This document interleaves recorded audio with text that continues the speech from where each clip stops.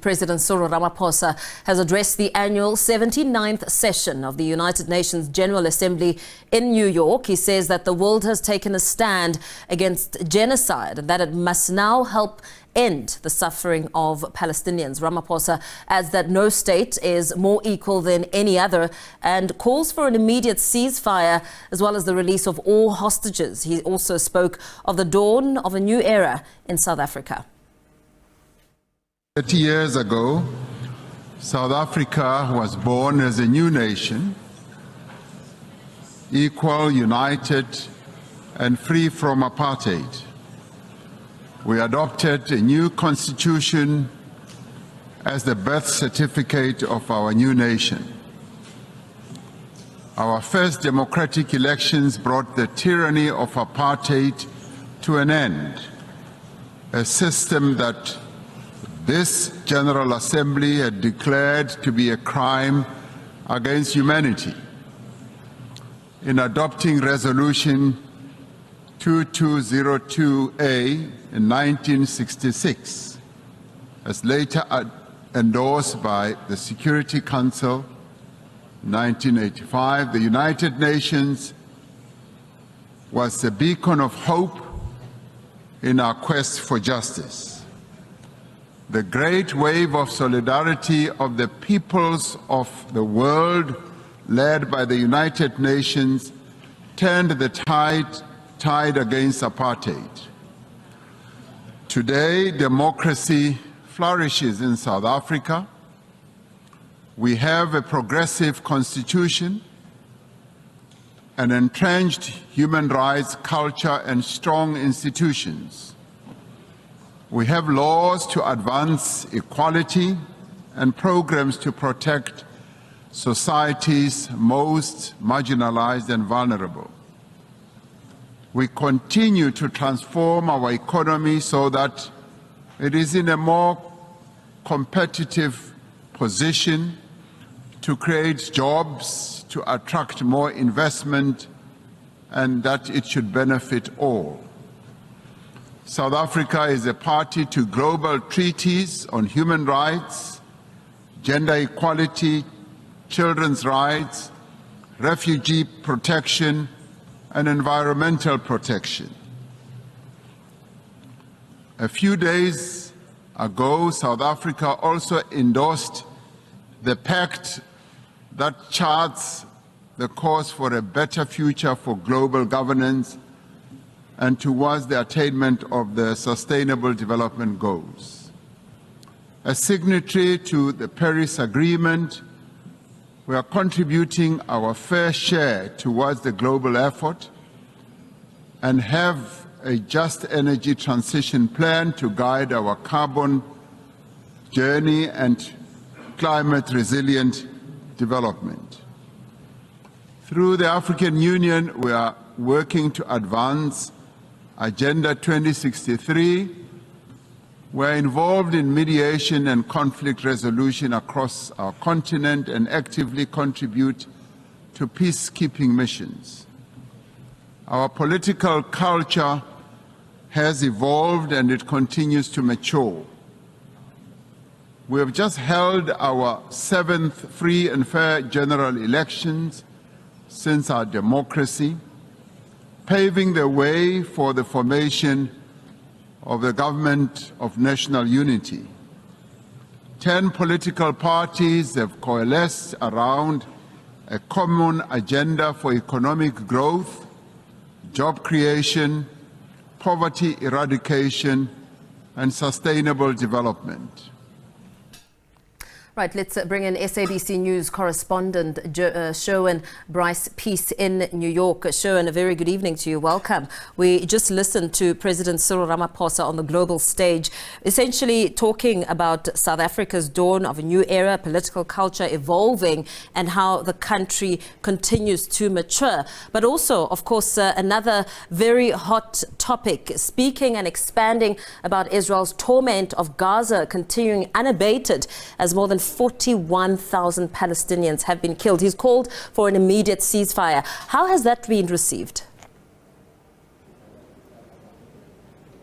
Yeah, it's an interesting takeaway. The president is certainly leaning into this new government of national unity, as you mentioned in the headlines. They're now marking its 100 days in office. He did that with American investors yesterday, and he did that again today in the General Assembly, talking about how this government of national unity had created a greater sense of business confidence, and that South Africa was essentially turning the corner on some of the complex challenges it was facing. He also, talked about how South Africa was very committed to multilateralism, particularly the United Nations, pointing to the fact that the United Nations had played a very key role in South Africa's transition from apartheid to democracy, and using that as a segue into the issue of Gaza and this war that is almost a year long now, since October the 7th, the Hamas attack on Israel last year, and also leaning on South Africa's role at the International Court of Justice, talking about how a lot of countries thanking them that have come out in support of South Africa's position as it pertains to its allegation that Israel is in violation of the 1948 Genocide Convention. He also talked about how South Africa believed that what was happening in the occupied Palestinian territories, no less in Gaza, no less in the West Bank, is akin to apartheid, right? And saying that South Africa understands what apartheid looks like. And so they believe that what they are seeing Israel perpetrate against the Palestinian peoples is a separation of sorts, apartheid, if you will, and using South Africa's example and the role that the United Nations played in South Africa's transition as being key to the transition that they seek now in terms of Palestinian independence.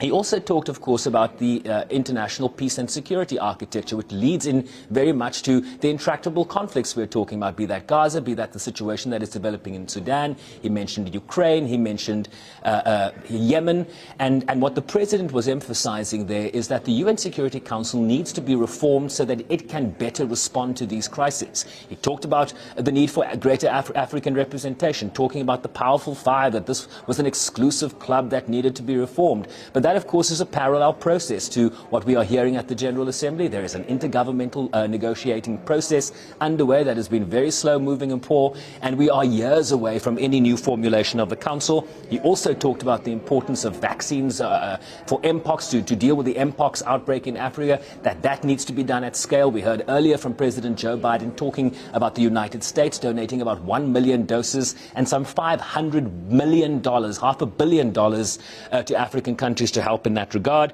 He also talked about the need for the reform of the financial architecture, particularly around debt for developing countries, particularly developing countries that are seeking to address sustainable development issues like climate change, to address poverty. You know, some debt repayments are more than countries are able to invest in health, quality health and education these days. And so the reform of those financial institutions to better be girded towards developing countries is absolutely key. He talked about the African continental free trade area as being catalytic and key to accelerating Africa's industrialization and economic growth. And then, of course, climate change. He had strong words for developed countries. He said industrialized nations are not meeting their financial commitments. When we talk about sustainable development, at the center of that is financing, and a lot of the financing has to come not just from the private sector, but from developed countries that are most responsible for the levels of fossil fuels and levels of carbon dioxide that is in the atmosphere, and that is particularly responsible for the climate impacts we are seeing around the world, Paul. Sure, and we know that the president is set to take to the podium again this evening. What will be some of the focal areas as he addresses the global stage? Yeah, so we just escaped the United Nations and crossed the road, and right across from us at the UN is the Ford Foundation, where we are speaking to you from right now. And they are hosting the president, who will be speaking on at an event called Securing the Health of Every Woman, Child and Adolescent. This feeds into goal 3 of the SDGs, which is about quality health and well-being. And President Ramaphosa is the chair of the Leaders Network in that regard. So it's going to be very interesting to hear what he has to say in terms of that. But I think more broadly, when we look at all the SDGs, be that goal 3, be that goal 1, which is ending poverty, goal 2, which is no hunger, goal 5, which is gender equality and women's empowerment, what we are seeing is a lagging. Only 17% of all the targets in all the 17 sustainable development goals are currently being met. There is a huge deficit when we talk about our progress towards the 2030 deadline. In fact, the broad consensus is that we're probably not going to meet all the targets in terms of the SDGs. And so adolescent health, the well-being of children, the well-being of women in terms of their health outcomes is a very key peg in terms of how we generate a sustainable future, sustainable communities, sustainable societies. So we'll be very interested to hear what the President has to say in that regard. But the broad takeaway, I surmise, is that the message is going to be we need to do more, we need to put more money behind these things, because for implementation to happen, often the conversation comes down to two things: political will and Mali.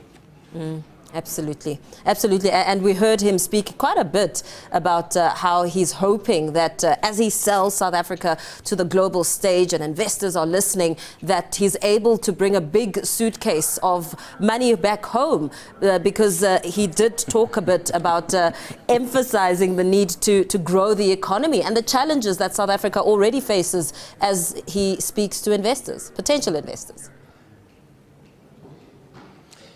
Yeah, when he arrived at Wall Street at the New York Stock Exchange yesterday, he said, he joked and quipped that he could smell the money. And look, money is going to be very important to the types of investment that we need in South Africa, particularly in the mineral space, as we see this glut for these new rare elements and minerals that are going to be critical to a future of artificial intelligence and robotics and the digital age.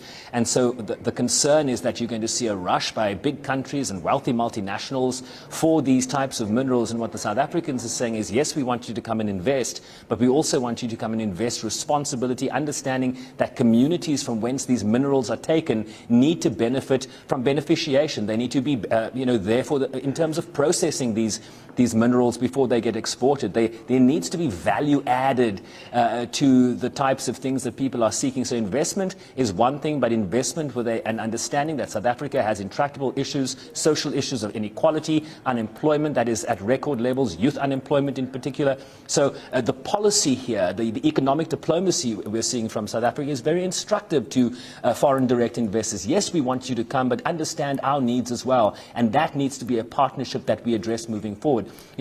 Park Stow, the Minister of Trade, Industry and Competition, told those investors yesterday that the runway here is short. It's crunch time. It's all hands on deck. And so I think in terms of the results South Africa seeks, in terms of this government of national unity, I don't think there's time for any mistakes here. They need people to come in and help deal with the social problems that are facing South Africa today.